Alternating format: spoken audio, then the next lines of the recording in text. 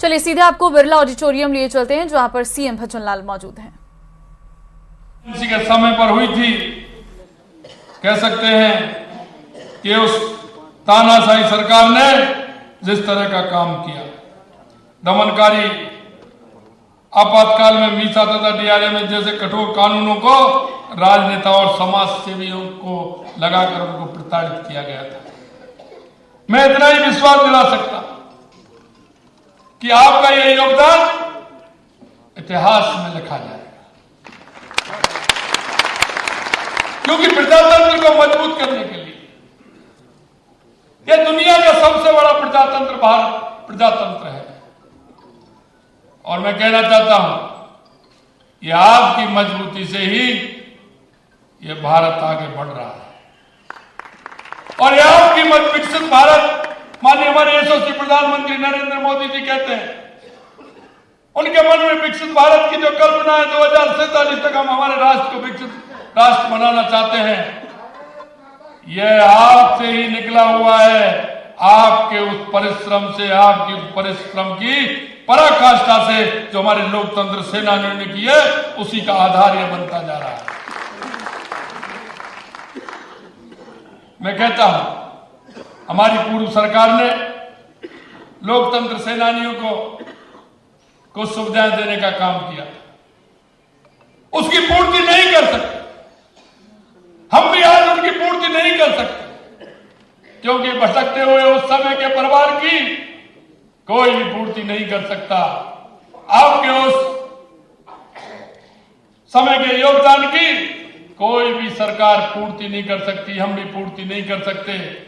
लेकिन हमने सम्मान देने का काम किया था, इस कांग्रेस की सरकार ने वो सम्मान भी उनसे छीन लिया और उन्होंने हमारी जो पेंशन और हमने जो सुविधा थी उनको भी इन्होंने छीनने का काम किया। हमारी सरकार 15 दिसंबर को हमने शपथ ली, पहली कैबिनेट में हमने फैसला लिया और हमने हमारी विधानसभा के अंदर हमारा वित्तीय अनुदान आया था, उसी में हमने फैसला लिया कि हम बहाल करेंगे और हमने तुरंत बहाल करते हुए पेंशन देने का हमने काम किया। मैं कहना चाहता हूं, हमारे सभी बुजुर्गों को, भाइयों को उसका सम्मान मिलना चाहिए। अरे हम कोई अच्छा काम करता है उसको पुरस्कृत करते हैं, उसको पुरस्कृत करते हुए इसलिए करते हैं कि उन्होंने देश के लिए अच्छा काम किया है। आप लोगों ने तो देश के इस प्रजातंत्र को मजबूत करने का काम किया है और ये किया है जिससे हमारा ये प्रजातंत्र, हमारा संविधान मजबूती के साथ चले और मजबूती के साथ काम करे। आपके मन में कल्पना थी, क्योंकि एक दिन में लोकतंत्र सेनानी और हमारी पार्टी के पूर्व अध्यक्ष, पूर्व उप मुख्यमंत्री माननीय हरिशंकर जी भावड़ा जी से मैं मिलने गया था। हमारे प्रभारी भी आए हुए अरुण सिंह जी, उन्होंने कहा कि हमारे पार्टी के वरिष्ठ नेता भावड़ा जी से हमें मिलना है। हम भावड़ा जी से जब मैं मिलने गया, उन्होंने बात रखी, बातों में उनके मन में ये भाव आया कि मेरे जो साथी थे वो सभी चले गए। हमने जो नारा दिया था, हमने नारा दिया था कि जाओ मुझे बलिदान मुखर्जी, वो कश्मीर हमारा है। हमने नारा दिया था कि हमारी सरकार आएगी तो हम राम मंदिर बनाएंगे।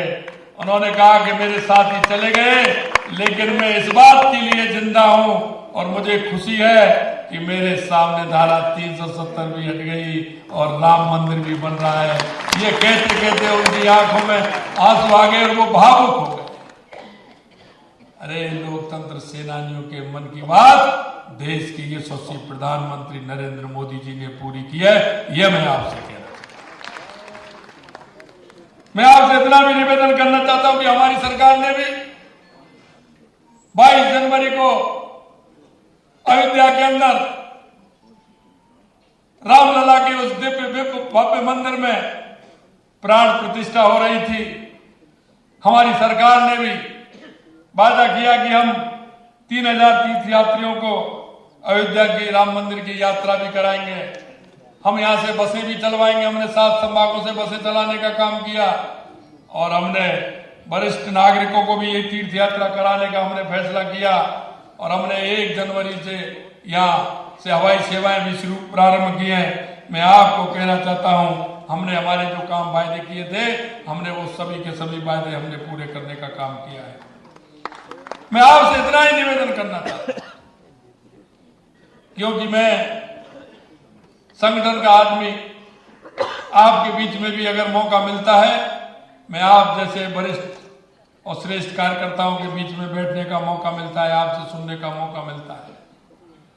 मैंने जो आपसे सीखा है, आपने जो मेरे को रास्ता बताया है, मैं निश्चित रूप से कोशिश कर रहा हूं कि आप कि उस राष्ट्रवाद की धारा को आगे ले जाते हुए इस राजस्थान को भी विकसित राजस्थान बनाने के लिए, यशस्वी प्रधानमंत्री नरेंद्र मोदी जी के विकसित भारत को आगे बढ़ाने के लिए, मैं इतना ही कह सकता हूं, हमारी सरकार को 3 महीने, आज 3 महीने और 6 दिन हुए हैं, यानी कि 96 दिन आज हमारी सरकार को हुए हैं। मैं आपको इतना ही विश्वास दिला सकता हूं कि हमने जो घोषणा पत्र आपके बीच में रखा था, पार्टी का हमारी का जो घोषणा पत्र था, हमारा संकल्प पत्र था, वो संकल्प पत्र हमने 3 महीने में 45% पूरा किया है। यह मैं आपको विश्वास दिलाता हूं। हमने जो वायदे किए थे, चाहे किसानों के साथ हो, महिलाओं के साथ हो, सरकार में जो हमारे वायदे थे, धीरे धीरे हम उन वायदों को पूरा करने की आगे बढ़ रहे हैं। मैं यही कहना चाहता हूं कि लोकतंत्र सेनानी हमारी इस धारा के वो सहायक हैं कि आपके माध्यम से आने वाली पीढ़ी, जिन्होंने 2014 से पहले का भारत में जो स्थिति हो रही थी वो भी नहीं देखी। 2014 से पहले उन्होंने ये जो लोकतंत्र का गला घोंटा था 25 जून 1975 को, वो स्थिति भी उन्होंने नहीं देखी।